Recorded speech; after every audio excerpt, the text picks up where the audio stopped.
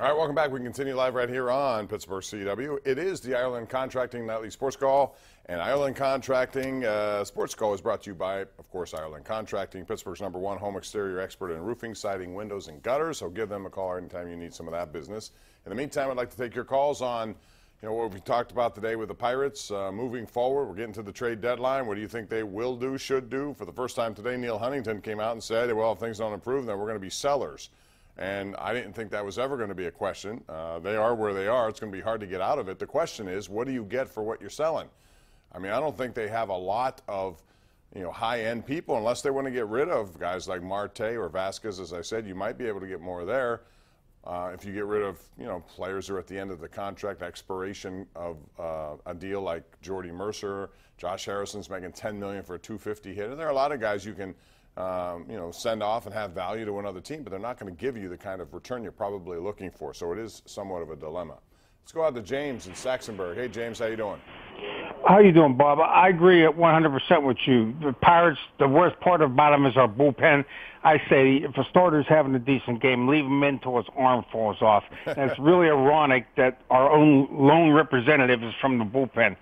But my real question for you tonight, I'm a veteran. I hang around with all my buddies at the local water hole, and every Saturday night there's a sports question. You pay your $5, and whoever wins, wins. And it hasn't hit for like 3 weeks. I think I won, but they said no one won. The question was, who are the 5 winningest college basketball coaches?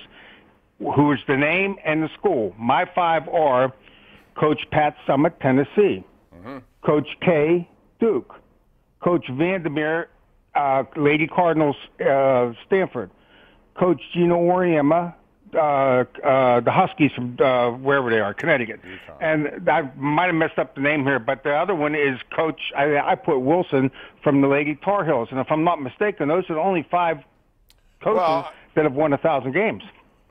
I'd have to check. I don't know on top of it. They're all great coaches. You mentioned them. I have no idea if that is actually the answer to your question. So I don't know if you won or lost, but I appreciate the fact that you called. Thanks. Let's go out to line 2. That's Keith and Pitcairn. Hey, Keith, how you doing?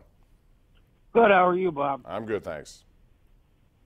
I'm 27 years old, and I have never seen a real winning franchise for the Pirates in the city. I mean, they made the playoffs, of course. They had that run, right, 13 to 15, but they've never truly been World Series contenders. And it really sucks because, Pittsburgh is a great city. It's the comeback city. And we have so much to offer, and it seems like the Pirates is the only fly in the ointment. We have the Penguins, who are great, who try to win. We have the Steelers, who are great, to try to win every year, and you have to deal with this patheticness all summer long, and it's just embarrassing. Well, what do you suggest they do? Because a lot of people have different opinions about this, but to me it starts all the way at the top, and it's ownership more than anything else. There are other problems also. I don't think they've drafted very well over the years, and I think you have to develop the people you do draft. They haven't done that very well on a large-scale basis. I'm talking about. Joe Starkey, I thought, did an interesting column today, and he said, how many times do you give a group a chance to rebuild a franchise when they've tried and failed, to a large degree? So I don't know. Bottom line is, so what would you do? Well, obviously, there's no magic bullet with the ownership. You can't change that. You can't. That's the problem. He's not going to sell, and quite frankly, if he's not going to sell, there's not much you can do with that. Unless you put enough pressure on him that he has to do something. But I don't see that happening either. They're making a lot of money by virtue of being in one of these clubs. Thanks for the call. You get a lot of money on a lot of different things, and this year alone, they made some big-time payments. The BAM Tech thing with Disney was $50 million revenue sharing.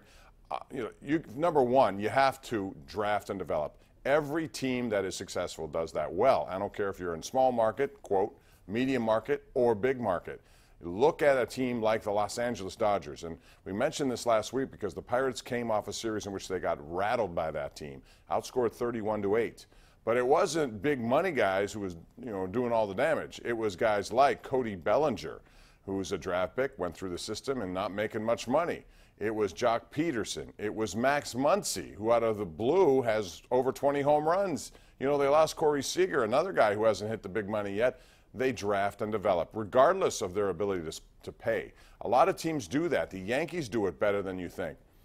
Teams that, you know, realize how important it is. And you wonder sometimes, how do the guys who trade big prospects of their system keep having more prospects come through? They can go out and make an acquisition at the trade deadline, give up 4 prospects, and yet that same team comes up with more prospects. That's what I'm talking about. You need to draft and develop better, and they haven't done that.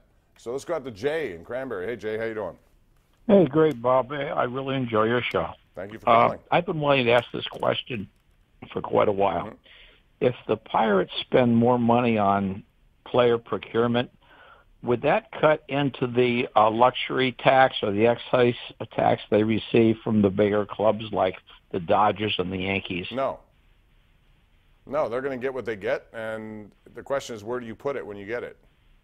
And that's the unknown thing. You know, I don't know what they do with the money, and there's no specific area in which it should go, or at least to my knowledge. So therefore, it goes to the organization. The organization can do with it what it wants. Okay. All right. Hey, great. Thanks a lot. Okay. Enjoy the show. Thank you. Appreciate the call. 412-575-2600. We're going to go out to line 5, and that's Marilyn in Munhall. Hey, Marilyn, how are you? Hi, great show. Glad you're back. Thanks, Marilyn. In the beginning of the baseball season, you made a prediction about how many wins the Pirates would have. Mm-hmm. At this point in the season, have you increased, decreased, or stayed the same in the amount of wins you think they'll get this year? Well, I had them at 75 and 87 and in 4th place.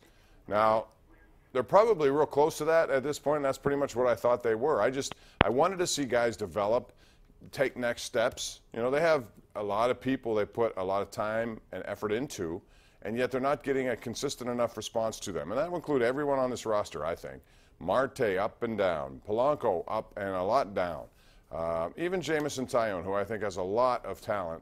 You know, he's had some issues with surgeries, Tommy John, groin surgery. He had the cancer, but still, you would expect now he'd be farther along than he is.